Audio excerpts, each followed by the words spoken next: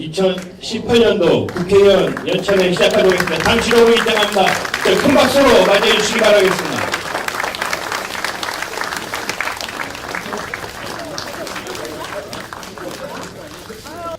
우리는 지난 1년 동안 어둡고 긴 터널을 헤맸습니다.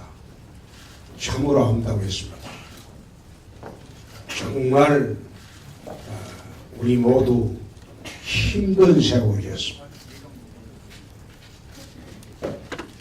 탄핵과 대선 패배, 그리고 좌파 정권 등장,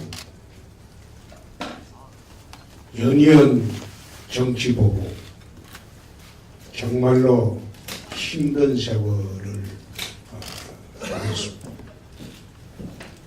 지난 연말을 기해서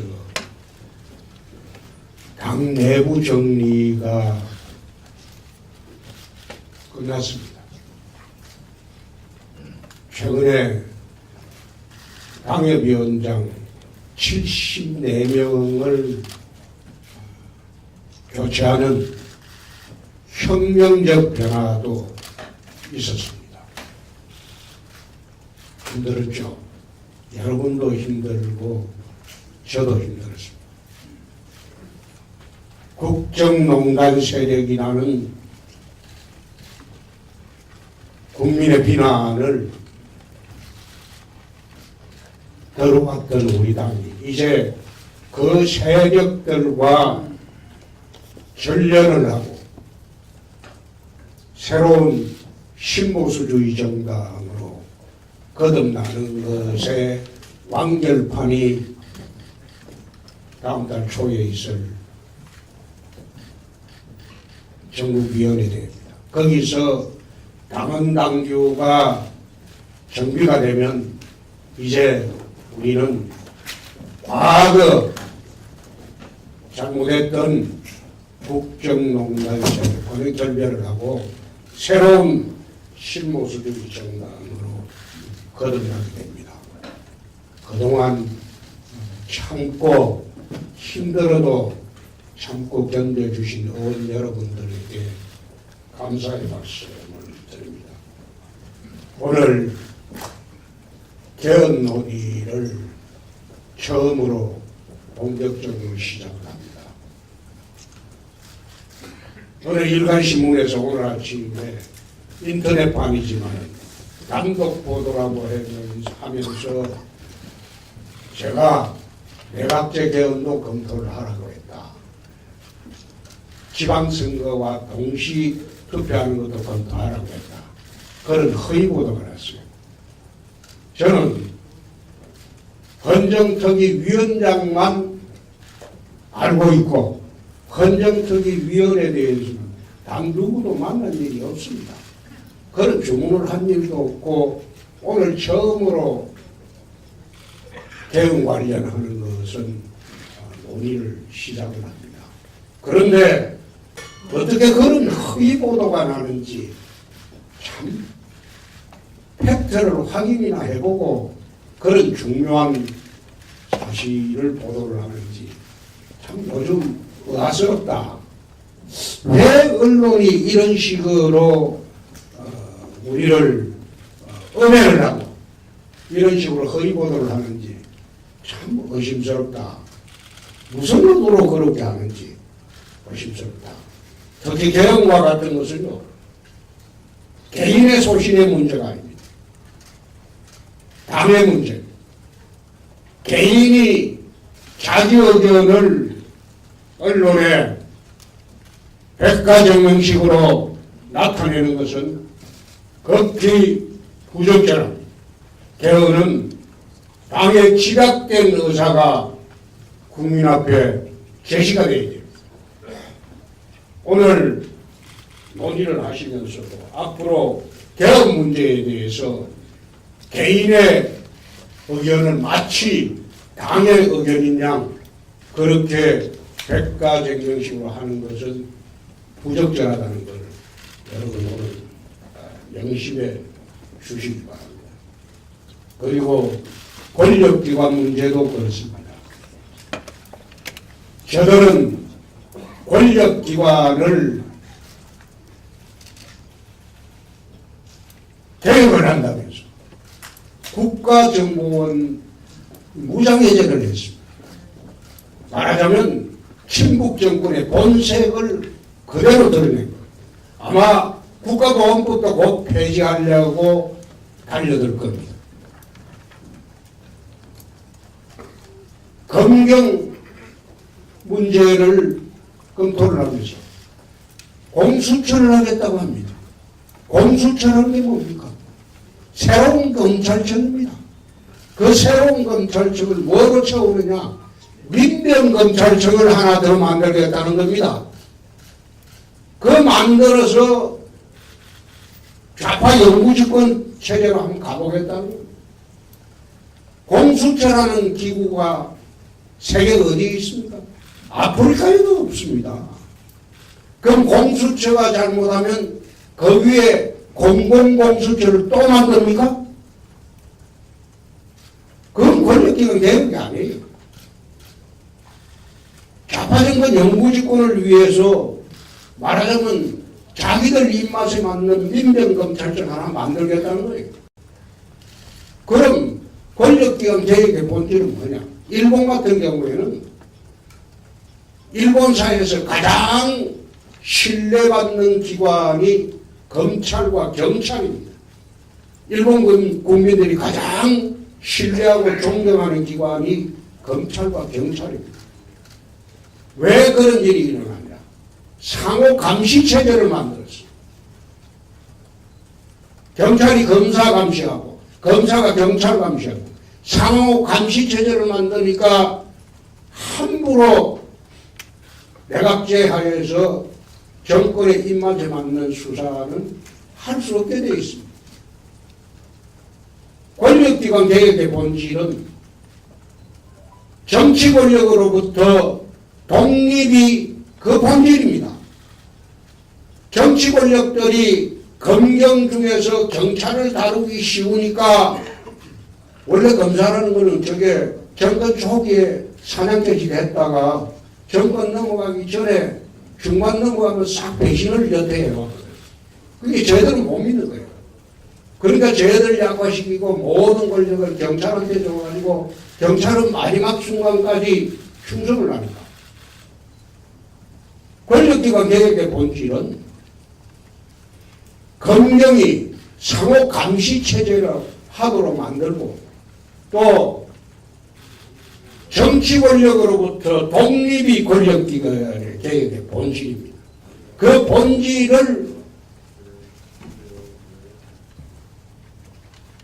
도외시하고 정치 권력이 다수 좌파 권력기관을 웅켜쥐겠다는 게 저들의 전략적 계획입니다. 그래서 이 부분도 첫째가 정치 권력으로부터 독립이 사법개혁의 첫째 목표가 되어야 됩니다. 그리고 검경이 질곡종 관계가 아니고 상호 대등 관계로 상호 감시하는 체제로 만드는 것이 일본처럼 그것이 권력기관이 국민들에게 되돌려주는 길이다. 그걸 오늘 충분히 좀 논의해 주시기 바랍니다. 이제 지방선거가 본격적으로 시작이 됩니다. 지방선거는 의원님 여러분들의 선거가 아니라고 해서 방치하는 사례가 많습니다. 그러나 지방선거에 패배를 하면 여러분들도 다음에 총선에 이길 수가 없습니다. 손발이 다 잘립니다. 지방선거 등한시하는 사례를 내가 하나 들어줍니다. 경남 어느 지역에 국회의원이 지방선거를 등한시하는 바람에 자기가 맡고 있던 세 군에 우리 후보가 못 떨어졌어. 그러고 난 뒤에 다음 총선에 공천 탈락했어요. 지금도 명예회복하려고 뛰다니고 있지만 회복이 되지 않습니다. 지방선거 패배는 바로 여러분 자신의 일이라는 것 명심을 해야 됩니다. 비록 지난 대선 때 패배가 뻔한 대선이라서 유세차 한 번 타고 정하는 그런 사람들이 많았습니다.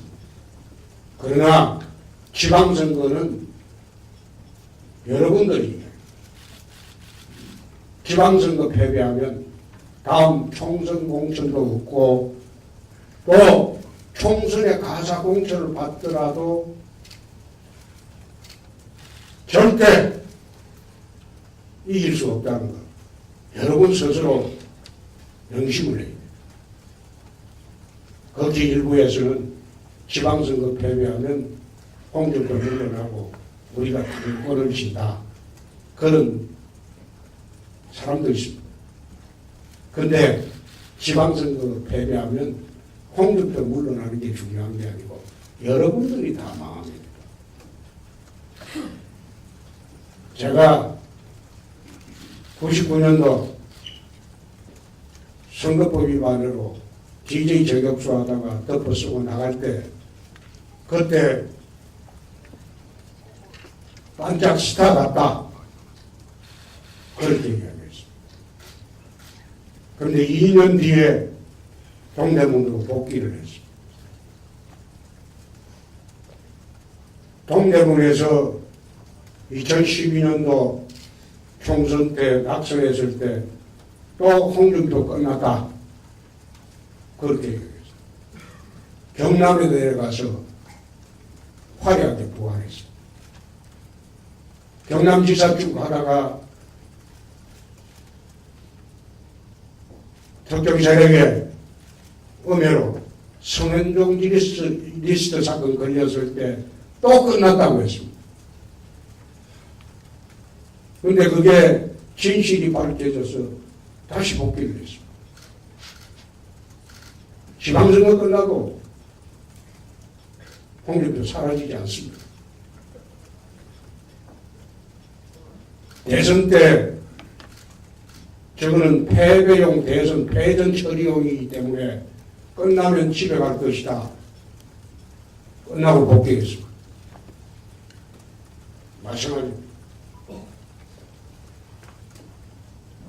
내가 할 일이 남아있기 때문에 지방선거 끝난 뒤에도 홍준표는 사라지지 않습니다. 여러분들 이야기. 지방선거 패배하는 지역은 다음에 여러분들 자신의 선거가 어렵고 자신의 재선이 보장되지 않는다. 그건 명심해야 돼요. 동대문에 있을 때 내 선거보다 구청장 지방위원 선거를 내가 더 열심히 했습니다. 동대문 지역에 있을 때 내가 있을 때는 구청장을 내가 직접 14일 동안 딴것 없이 뛰어서 2번이나 당선시켰습니다. 영남 지역이나 충청 지역에서 변명이 통하지 않습니다. 나는 강북에서도 2번이나 지방선거를 당선시켰습니다.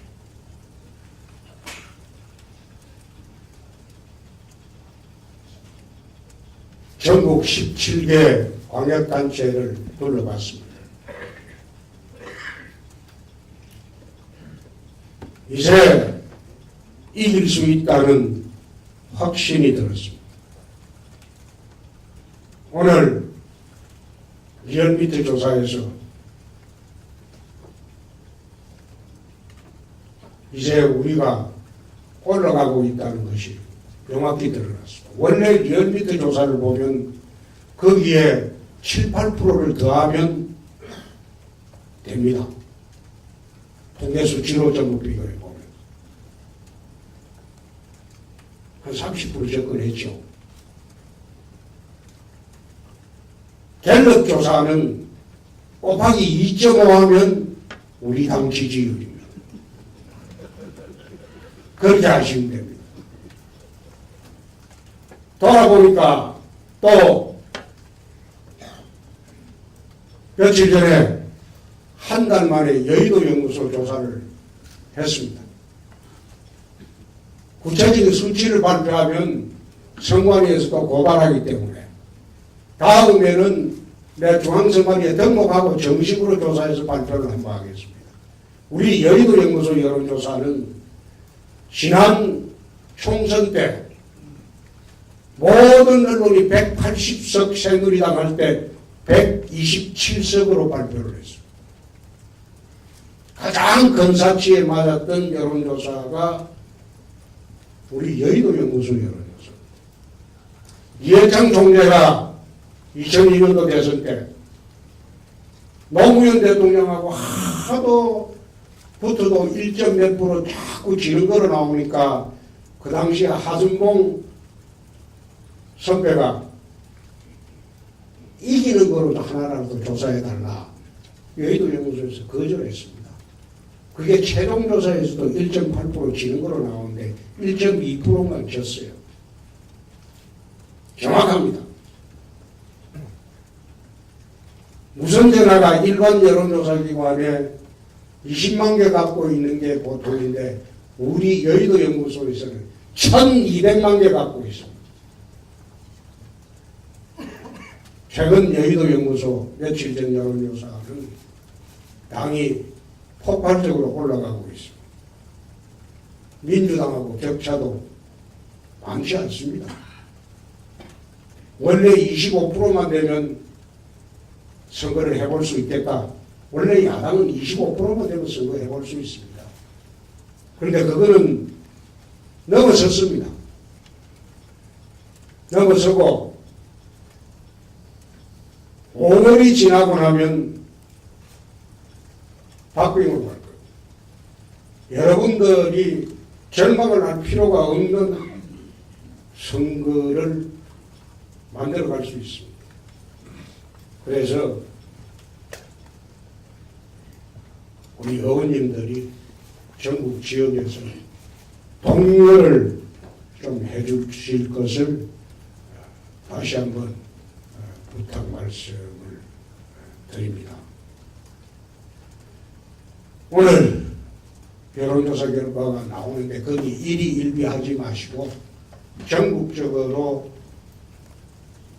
분위기가 달라져 가고 있다. 이길 수 있다. 지방선거에 선전을 하면 총선은 반드시 이깁니다. 과거 DJ의 민주당은 83석의 국회의원을 가지고 정권을 잡았습니다. 우리가 제1당이 중요한 게 아니고 국회의원 개개인마다 얼마나 열의를 갖고 지역에서 노력하느냐, 그게 중요합니다. 국회의원 머리로 정권 잡는다. 얼마나 열의를 갖고 자기 지역에서 노력을 해주느냐, 그것이 선거에 이기는 길이고 좌파 정권 폭주를 막는 길이고 우리가 또 새로 이 나라를 경영할 수 있는 기회를 갖는 길입니다. 꼭 연찬을 통해서 명심을 해 주시기 바랍니다. 이제 우리 모두 하나가 돼서 대한민국, 자유 대한민국을 지키는 그런 전설의 전사가 여러분들이 되어주실 것을 거듭 당부 말씀을 드립니다. 오늘 무거운 주제로 여러분들과 의견을 모읍니다. 오늘 한 번으로 의견은 모아지지 않을 겁니다. 그러나 개헌이나 권력기관 개편에 관해서는 저들의 속셈이 뭐고 저들이 하고자 하는 길이 뭔지 우리가 명확히 인식을 해야만이 막을 수 있습니다. 꼭 부탁 말씀드립니다. 오늘 홍철호 의원 가깝다고 또 옆에 중간에 빠져가지 말고 멀리서 오신 분들도 있어요. 저 통영에서 온 분도 있어요. 건설하고 살짝 빠져나가지 말고 끝까지 한 마음으로 연찬회를 마쳐주기를 부탁 말씀드립니다. 자, 우리 힘냅시다. 잘합시다. 예, 공정한 말씀 해주신 우리 당대표님께 다시 한번 큰 박수 부탁드리겠습니다. 예, 동지님들 반갑습니다. 먼저 연찬회를 시작하기에 앞서서 지난 26일 밀양 화재 참사에서 유명을 달리하신 고인들과 또 희생자분들을 위한 공명의 시간을 먼저 가지고 인사말을 시작하도록 하겠습니다. 일단 좀 모두 자리에서 일어나 주십시오. 예, 밀양 세종병원 화재 참사로 유명을 달리하신 고인들께 일동 묵념.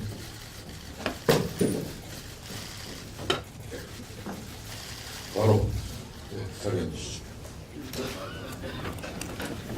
유가족 분들께도 깊은 위로의 말씀을 드리며 크거나 작은 부상을 입으신 분들 한 분 한 분 빠른 기회를 드리겠습니다.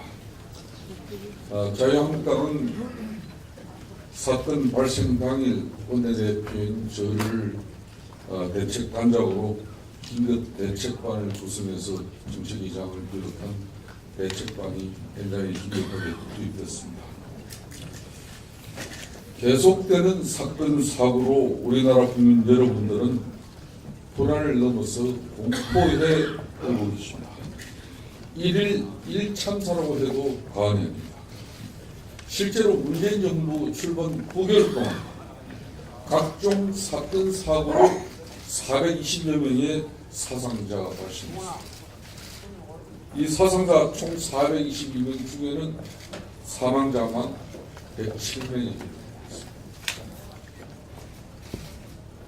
특히 지난 12월 1일 이 두 달 사이에는 영도 낚싯배 전복 사건, 그리고 지난 12월 가순의 제천 화재 참사, 그리고 지난 26일 또 밀양 세종병원 화재 현장에서 안타까운 분들이 또 희생됐습니다.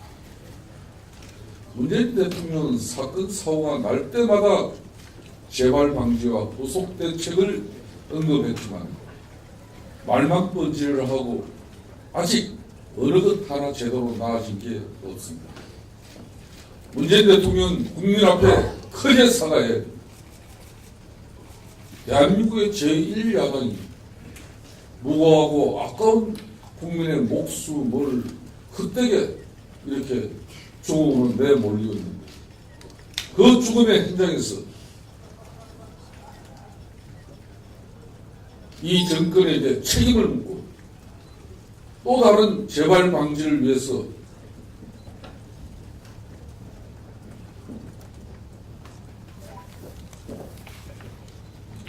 특단의 책임을 묻는 그런 입장에 대해서도 이걸 정쟁으로 몰고 또 고령자이기 때문에 어쩔 수 없는 사고였다는 식으로 언론의 논조를 이렇게 돌리고 말았습니다.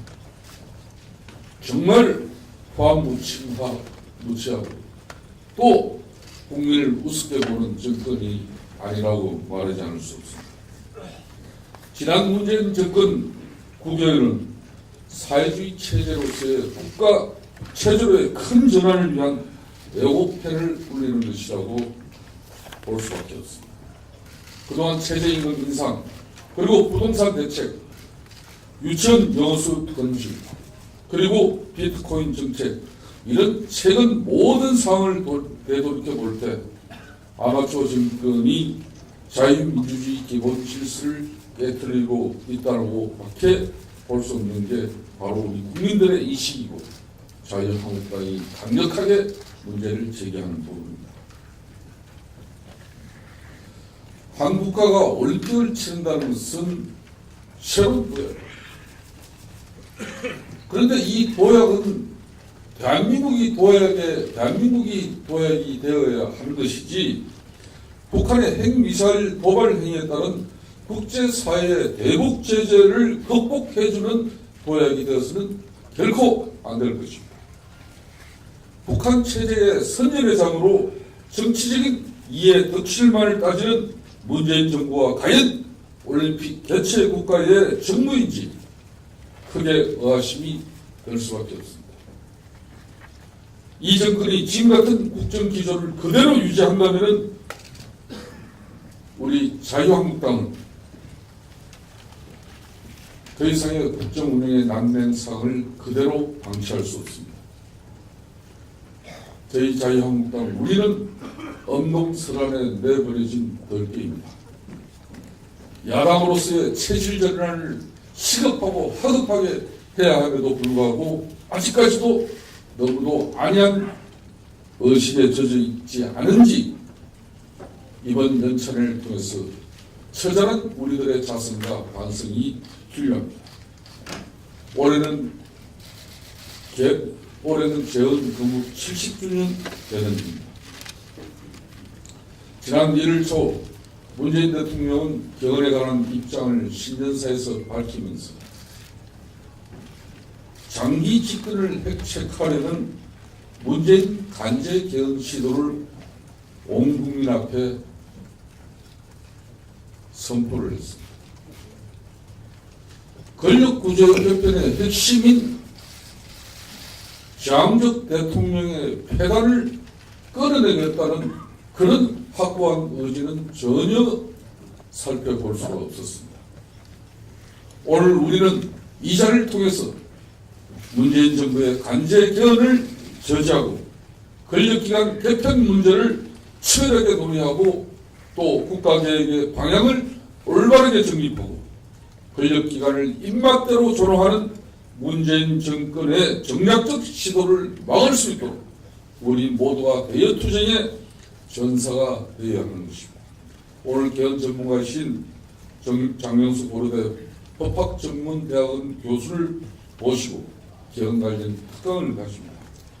오후에는 자유토론 세션을 통해서 우리 동지 여러분들의 개헌에 대한 확고한 입장과 의지를 하나로 집약시켜 낼 수 있는 그런 여러분들의 다양한 개헌에 대한 의지와 입장을 지도부가 수렴하도록 하겠습니다.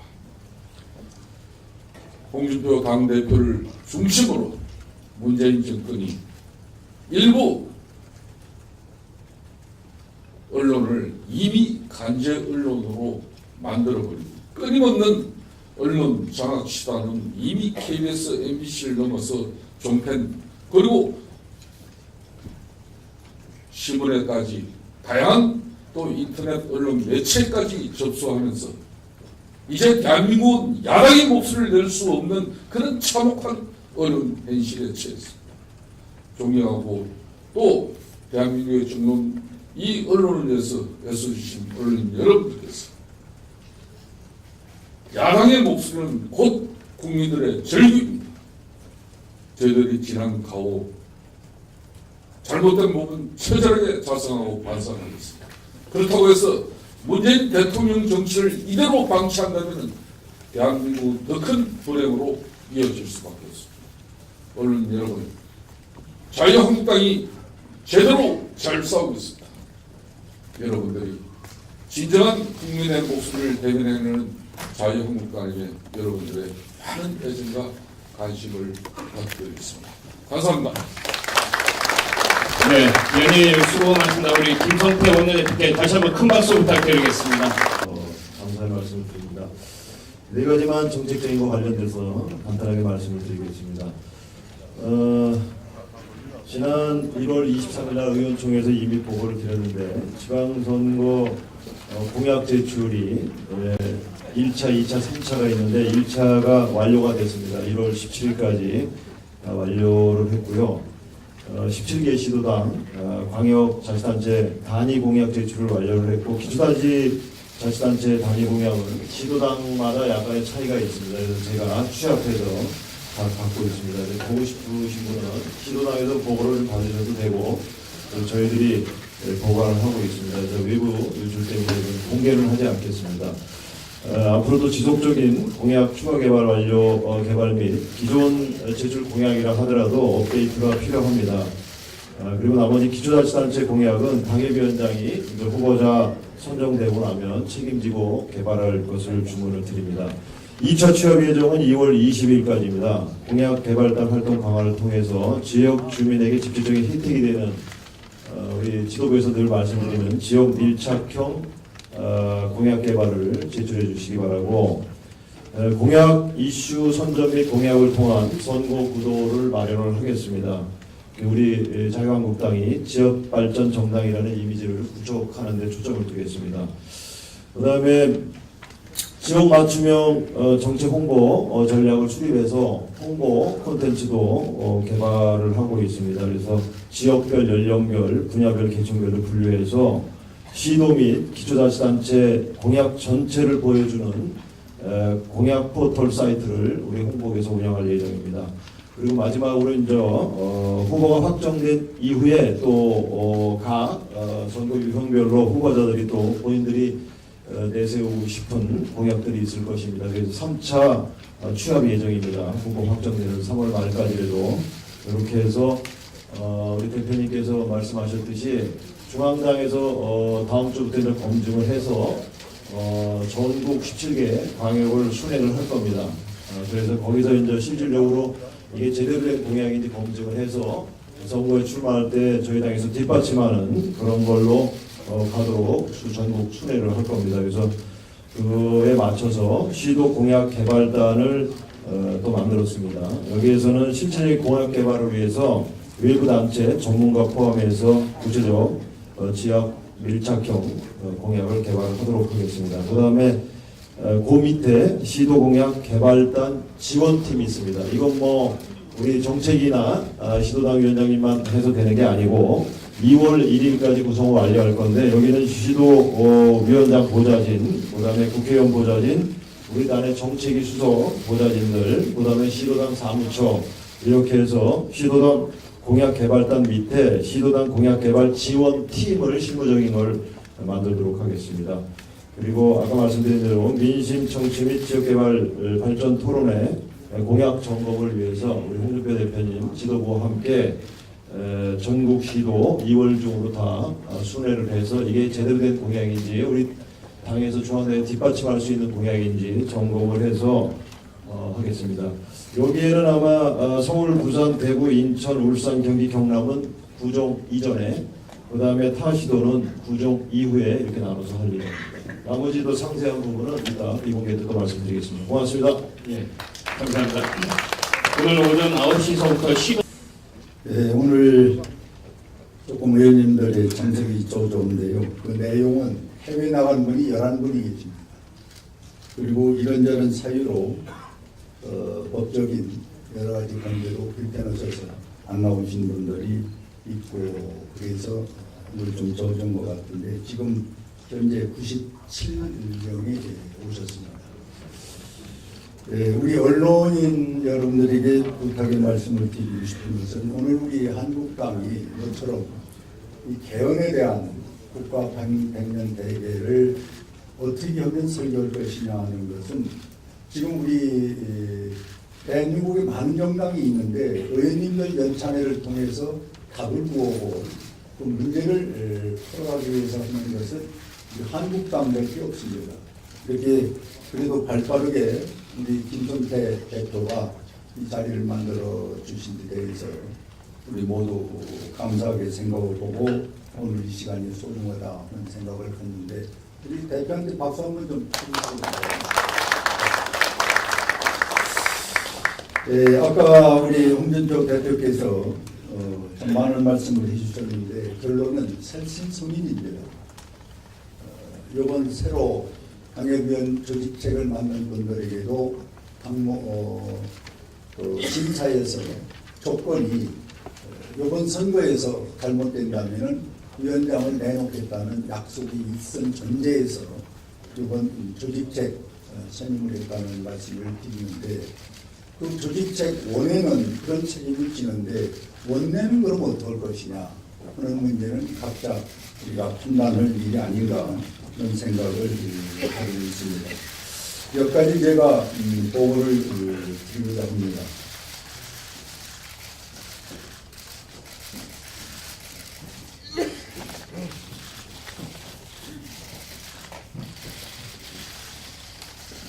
지금 우리 한국당은 사실 외형적으로 뭐 어떻게 시간이 되면은 잘 될 것 아닌가.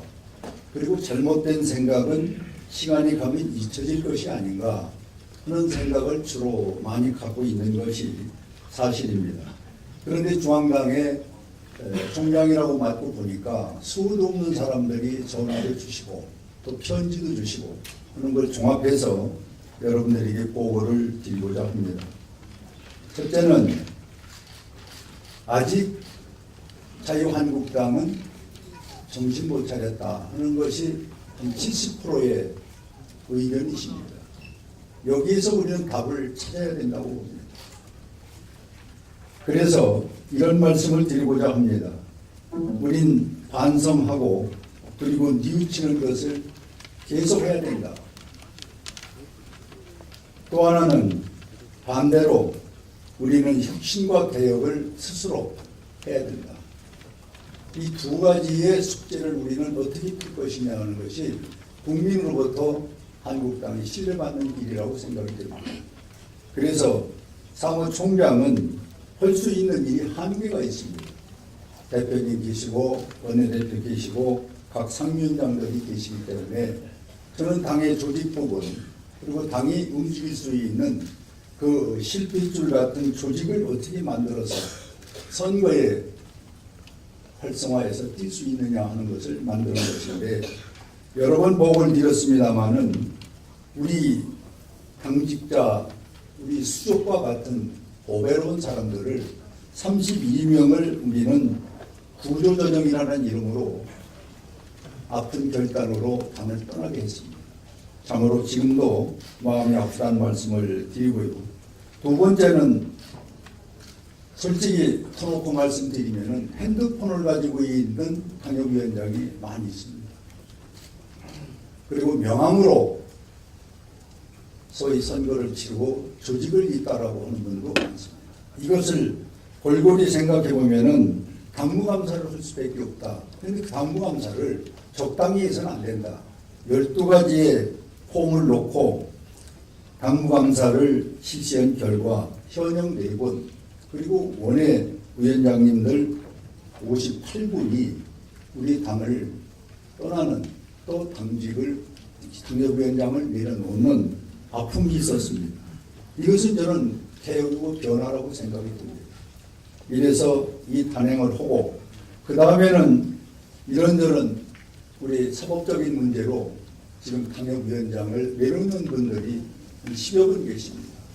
이 부분까지 포함해서 우리는 고통으로 인내로 이겨내가지 않을 수 없는 그런 현실이 우리 당의 실질적인 모습이다 하는 말씀을 드립니다. 세 번째는 우리가 선거 때 적당히 모시고 또 활용하고 선거 끝나면은 우리가 별 볼 일 없이 했었던 중앙진흥조직위원회는 우리 한국당의 자산입니다. 그분들은 작게는 20년, 30년 된 분들입니다. 그분들이 필요있다 해서 쓰고 필요있다 해서 버리는 그런 우리 한국당은 의리도 없고 신의도 없는 정당으로 그분들이 볼 때는 그렇게 비춰지고 있습니다. 이것을 우리 독한 마음을 먹고 그분들을 일일이 찾아뵙고 말씀을 드려서 이번만은 거짓말하지 않고 이용하고 차버리는 한국당이 아니다라는 것을 분명히 말씀을 드리고 중앙징용위원회를 재구성을 해서 26개 분과위원회로 구분을 해서 분야별로 나누고 한 분과가 300명의 회원을 갖고 있는 방대한 우리 한국당의 새로운 조직입니다. 이 조직이 253개 지국 지역에 다 지혜를 두고 있습니다. 이 부분을 우리는 새로운 조직으로서 6월 13일 승리를 하기 위해서는 이와 같은 새롭게 창출된 조직을 보배롭게 생각을 하고 우리 이 조직에 대해서 당에서 최대로 협조를 해서 활성화를 시킬 작정이라는 말씀을 드립니다. 나머지 아까 정책의장 말씀대로 이제는 우리가 현장 정치를 안 하면은 우리 고위에 쫓기는 정치이기 때문에 아마 현장 정치는 우리 중앙당에서 힘있고 능력이 있는 각 상임위원회 그리고 대표님 그리고 원내대표 등등 많은 분들이 이게 지역 공약을 뒷받침해주는 우리 후원자로 나서야 됩니다. 이렇게 해서 신뢰를 갖고 그 공약이 실천되겠다는 가능성을 지역민에게 주지 않으면은 우리에게 관심도 없고 또 표를 줄 리가 없다고 생각이 됩니다. 그래서 이번에 정책의장께서 하고 있는 일에 대해서 전부 상임위원회별로 분야를 전부 맡아서 그 책임지는 분들이 중앙당의 당직자가 직접 내려가서 공약을 뒷받침해주는 새로운 책임 정치로 가는 그런 정책위원회가 구성이 됐다는 말씀을 드립니다. 끝으로는 우리 지난번 의원님들께서 그렇게 성심성의껏 이 4대 개혁에 대해서 앞장서 주시고 도와주신 덕분에 당무감사에서 20만 명의 당원이 새로 확보가 됐습니다. 그 20만 명은 우리가 똑같은 24시간 숨을 쉬면서 당에 대한 걱정과 그리고 희망을 논하고 있습니다. 여론조사가 대표님 말씀하셨는데 저는 확신을 합니다. 많이 좋아졌습니다. 여러분들 지역에서 다녀보시면 알겠지만 분위기가 그전과는 다릅니다. 그런데 이것을 우리 쪽으로 그분들을 견인해서 모셔야 되는데 우리가 옛날 사고를 갖고 찾아오기를 바라면은 그분들이 올라오고 했다가 도도록 합니다. 우리는 이 부분에 좀 걸려있다고 봅니다. 모실 수 있는 자세, 그분들에게 무언가 함께할 수 있는 동기, 이 동기부여와 기여를 우리가 해주고 있느냐 하면은 그거는 아직도 옛날 사고를 갖고 있다는 것입니다. 이 부분을 어떻게 할 거냐는 것입니다. 어제 저는 여기 이명수 의원 또 박찬호 의원이 계십니다마는 어제 천안에서 동성애 문제를 가지고 2만 명이 모였습니다. 그들이 현장에서 앉아서 듣다 보니까 부끄러워서 얼굴을 들 수가 없었어요. 정치권이 뭐라는 거냐 이게. 이미 좌파를 넘어서 사회주의, 공산주의로 간다는 얘기를 조명인들 목사 입에서 법물 터지듯 소리를 지르는 거예요. 우리는 그 심정에 마음은 있지만 행동을 못 하잖아요. 체면 때문에 못 오고 눈치 보고 못 오고 부끄러워서 못 오고. 그런데 종교인들 목사님들이 그날 한 30여 명 오시고 그리고 한 2만여 명이 모였는데 거기서 우리가 생각했던 훨씬 더 앞서가는 그런 논리로 이 문재인 정부를 질타하는 걸 보고 과연 우리 제1야당이 지금껏 저분들의 생각하는 만큼 행동을 했는가 하는 반성의 시간이 있었습니다마는 동성, 동본 이거 사실 5천년 대한민국 고유한 역사를 짓밟는 말이 안 되는 거예요. 동생이래. 네, 죄송합니다. 그래서 우리는 이런 현실적인 문제를 남의 것이 아니라 우리의 문제고 대한민국의 문제라는 이런 생각을 갖고 앞장서 주셨으면 좋겠다는 말씀을 드리고요. 마지막으로는 생활정치 중산층과 서민을 지키는 시작이다 해서 우리가 지금 캐치프레이스 걸고 열심히 하고 있는데 1월달 돼서 우리 홍준표 대표께서 지금 7번의 현장을 나가서 아마 그분들과 대화를 하고 또 많은 박수를 받고 또 거기에 대한 평가는 당으로 또 메모해서 보시는 분 또 인터넷으로 주시는 분들이 있습니다. 있는데 언제까지 이렇게 할 거냐 뭐 10년 들어서 맞배기 노는 거 아니냐 이런 분들이 많습니다.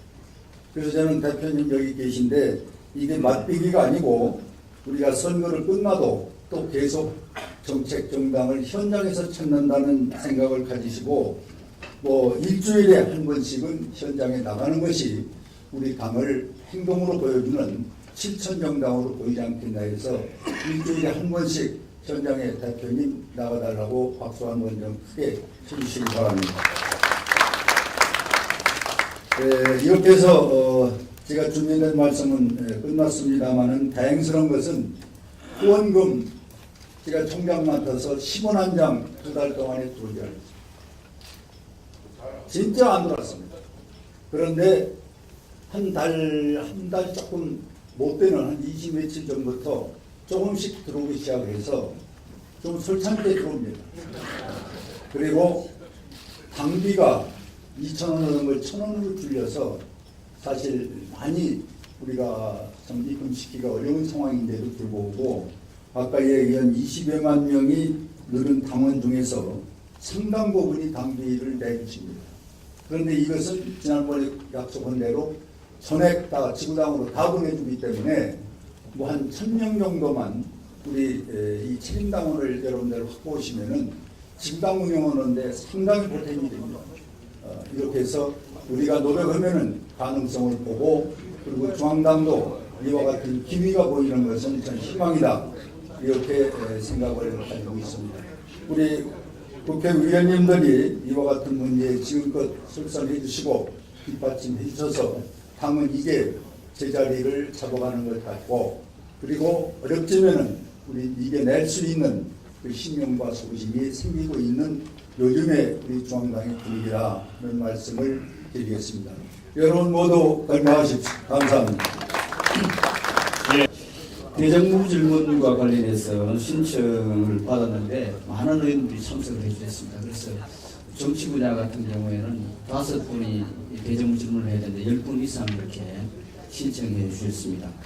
원내대표님께서 선수라든지 또 대정부 질문 그동안에 한 횟수라든지 이런 것을 가지고 대정부 질문자를 선정을 했습니다. 내일 그 본회의 직후에 대정부 질문 대책회의를 하겠습니다. 그래서 대정부 질문자로 선정된 의원님들 또 정책위의 전문위원들 이렇게 함께 모여서 대정부 질문 대책회의를 하도록 하겠습니다.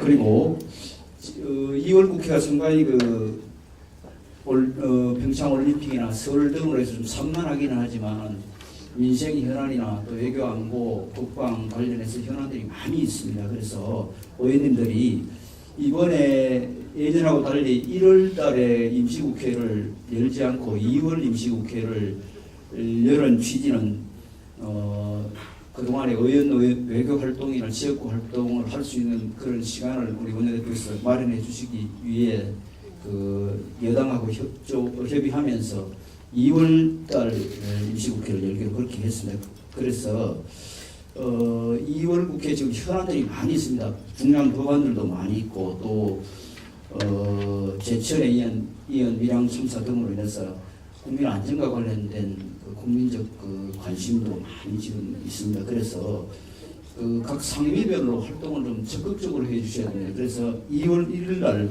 원내대표님께서 교섭단체 대표 연설을 하고 난 이후에 상임위 간사들하고 오찬을 겸해서 회의를 하겠습니다. 상임위 간사님들 꼭 좀 참석해 주시기 바랍니다. 그리고 지금 헌정특위하고 사법특위, 이거 사법개혁특위 정말 중요한 특위입니다. 그래서 다른 특위처럼 시간 되는 대로 참석한다든지 이렇게 특위 의원님들이 활동하시면 안 됩니다. 그래서 지금 출석 사항을 계속 체크하고 있습니다.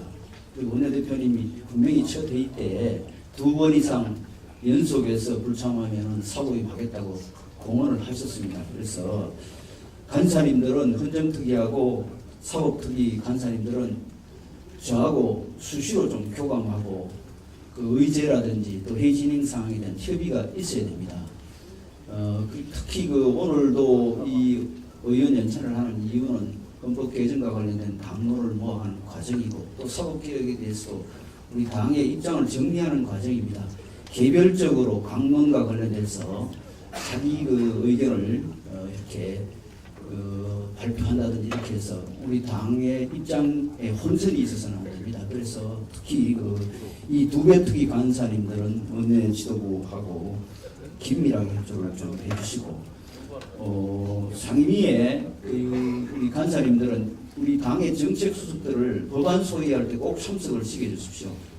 법안 소위하는데 이 법안 중요한 법안들이 자칫하면은 우리가 빠뜨릴 수도 있고 또 우리 당 입장하고 달리 이렇게 상임위에서 통과되거나 하면 나중에 이거 법사에서 잡기도 곤란하고 또 아주 난감한 그런 상황이 올 수가 있습니다. 정책 우리 당 수석들 반드시 간사님들이 소위에 참석해서 중요한 사안에 대해서는 교감하고 처리될 수 있도록 해주시기 바랍니다. 나머지 사항은 상임위 간사 회의를 통해서 전달하도록 하겠습니다. 이상입니다.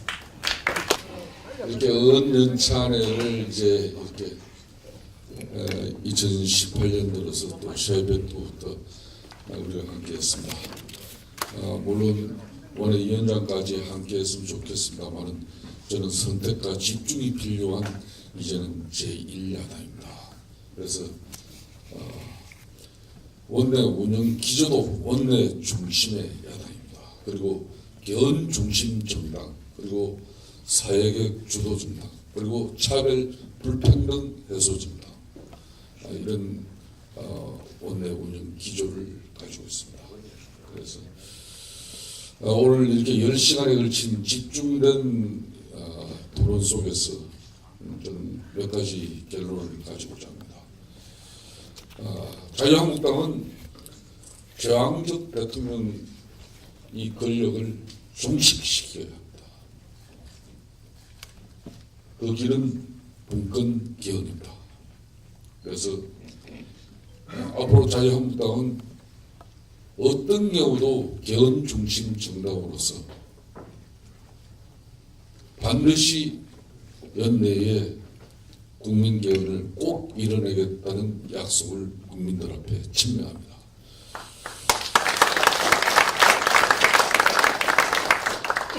그리고 자유한국당은 저항적 대통령 권력 구조를 개편해내기 위해서는 우리 중심적 사고와 우리 중심적 가치를 버리겠습니다. 그러기 위해서는 권력구조 개편과 선거구제 개편, 그리고 권력기관 개편은 패키지로 처리될 수밖에 없다는 인식을 가지고 앞으로 개헌 중심 정당으로서 원내에서 자유한국당이 중심이 돼서 교섭단체 협상을 선도적으로 이끌어가겠습니다. 저는 작년 연말 원내대표 당선되고 1승이 문재인 간접개헌 저지하고 국민개헌 쟁취하자였습니다. 그래서 문재인 간접개헌 노, 국민개헌 예스, 이 워딩은 제가 만들어냈었습니다. 이제 플랜카드는 이제 내릴 때가 됐습니다. 아까 동지 여러분들께서 제시해 주신 그런 정말 임팩트 있고 또 섹시하면서 강렬한 앞으로 개헌의 의지를 담아내겠습니다. 개헌 시기는 국회에서 국민 개헌 논의가 합의만 이루어진다면 언제든지 자유한국당은 국민들에게 이 국민 개헌을 완성하기 위해서 다가가겠습니다.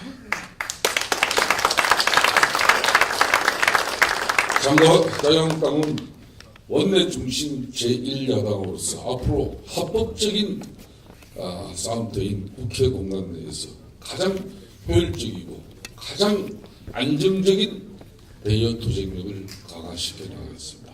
그래서 여기 계신 우리 의원님 여러분들이 이제 제1야당 자유한국당의 전사가 되어 주실 것을 강력하게 당부드리겠습니다.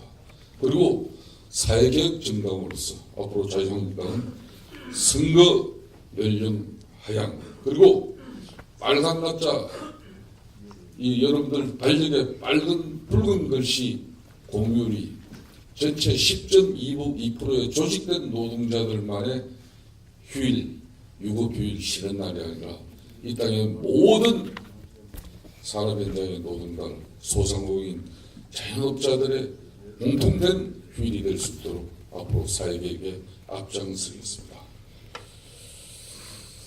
그리고 불평등 차별 해소를 위한 길이라면 자유한국당은 모든 정의로운 수단을 다 동원해서 문재인 정권의 정책 포퓰리즘과 차별 해소를 위해서 저희들이 싸워 나가겠습니다.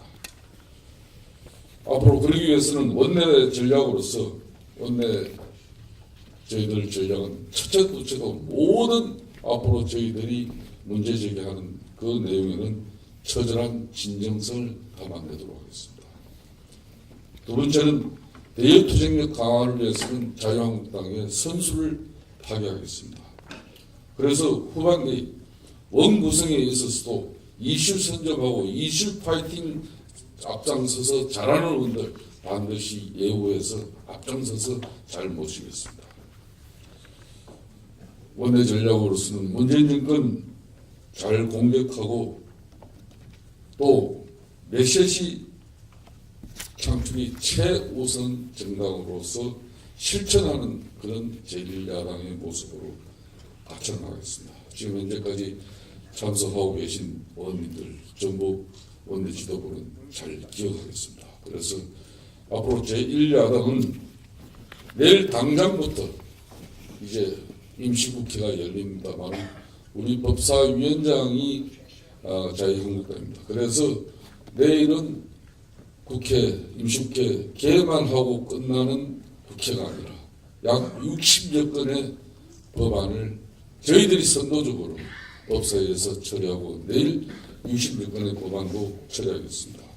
자유한국당은 앞으로 소방안전법, 의료법, 이런 사회적 취약계층, 특히 이런 피난 약자들이 앞으로 각급 재난에서 최우선적으로 보호받고 그런 예방적인 정책과 입법 활동을 최우선적으로 마무리하고 그런 법안에 있어서는 신속한 법안 처리를 하겠다는 걸 대국민 앞에 선언합니다.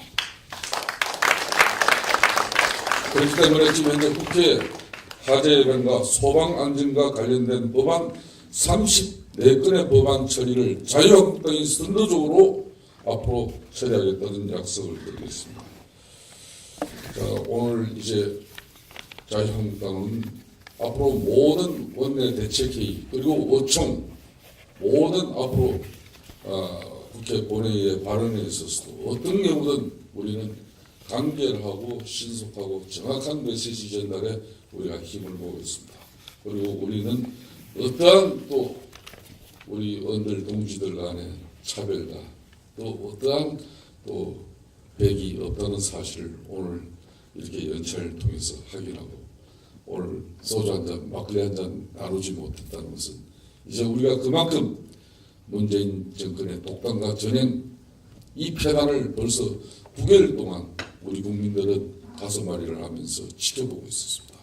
그 선봉에 이 연차를 통한 자유한국당을 위한 처절한 심정으로 나서서 싸우겠습니다.